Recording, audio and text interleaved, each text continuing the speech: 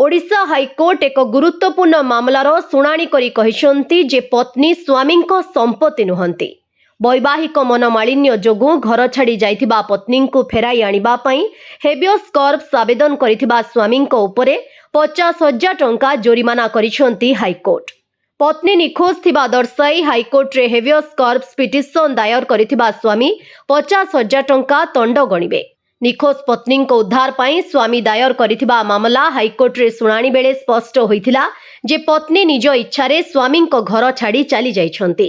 Court कहिसंती जे व्यक्तिगत प्रतिशोध नेबा किंबा अन्य पक्ष को चापरे रखिबा पई हेबियस कॉर्पस आवेदन दाखल करिवार प्रवणता बढ़ुची।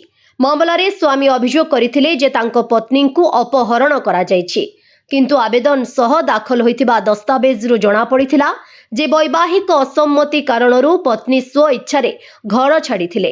कोर्ट स्पष्ट करिसंती जणे प्राप्त वयस्क महिला निज जीवन विषय स्वतंत्र निष्पत्ति नेबाकू सक्षम। तांकू स्वामी संपत्ति भली व्यवहार करा जाई पारिबो नाही।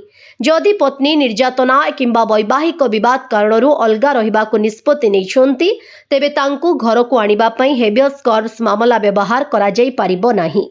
राज्य सरकार को पक्षरु एजीए देवाशीष त्रिपाठी मामला परिचालना करुथिले। ब्यूरो रिपोर्ट विकल्प समाचार। आम चैनल को लाइक शेयर एवं सब्सक्राइब करंतु।